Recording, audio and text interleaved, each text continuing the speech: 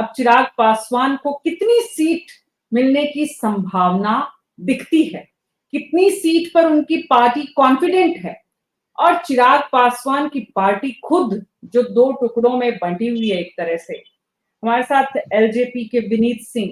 विनीत जी, क्या लग रहा है आपको, कितनी कितनी सीट पर चिराग पासवान चुनाव निकाल सकते हैं?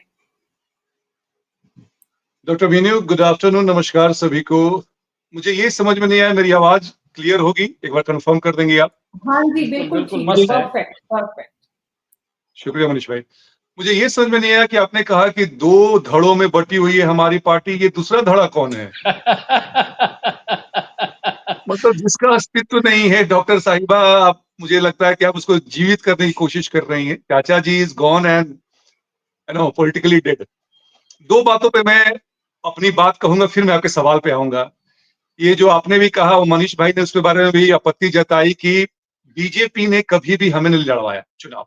2020 की बात कर लें आप, चिराग पासवान और हमारी पार्टी का खुद का निर्णय था कि हम 136 सीट पे लड़े, और ऐसा लड़े कि किसी की हिम्मत तो हो नहीं सकती है कि अकेला लड़के बिहार में देख ले। हमने वो कर दिखाया।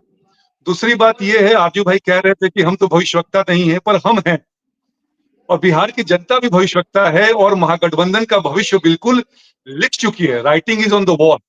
और ये मैं ऐसे ही नहीं कह रहा हूं, मैं अंधेरे में तीर नहीं मार रहा हूं। अब बिहार उपचुनाव की बात कर लें, चारों सीटों पे महागठबंधन की हार हुई थी, और ऐसी सीटों पे हार हुई थी, विशेष करके मान लीजिए तरारी था, जहां पे ये कभी एनडीए नहीं जीती थी, वहां पे भी हार हुई थी। अब आते हैं आपके सवाल पे मीनू जी। मीनू जी, क्या है ना कि number is not the concern. Concern ये है कि जितना सीट आप हमें देंगे, हम उतना जीतने के काबिल हैं, लायक। और आप देखेंगे कि एनडीए का घटक दल हो, पांचों घटक दल, हम सब मिलके वो कार्य कर रहे हैं जो कि महागठबंधन नहीं कर रहा है। जनता के बीच जा रहे हैं, जनता को बता रहे हैं। तो जो सरकार है केंद्र में और राज्य सरकार में, डबल इंजन की सरकार है, उसने क्या क्या कार्य किया। तो और अभी अभी सुन रहे थे कि कोई प्रतिनिधि कह रहे थे कि 40 सीट चिराग पासवान जी मांग रहे थे। ऐसा कभी भी नंबर कोट नहीं किया गया है। हमने कहा more the merrier for us, आप हमें जितना देंगे। हमने 5 सीट लोकसभा में चुनाव में लड़ा था, पांचों सीट 100% का स्ट्राइक रेट था, उसके अनुसार। क्योंकि हम सब जानते हैं कि चिराग पासवान और लोजपा रामविलास हार और जीत के लिए डिफरेंशिएटिंग फैक्टर।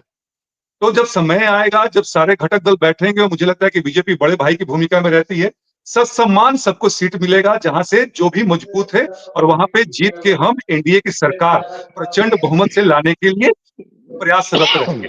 देखिए, कहने का मतलब है ना कि अमित कुमार टुन्ना जी जो बात कह रहे हैं, उस बात में कोई सच्चाई नहीं।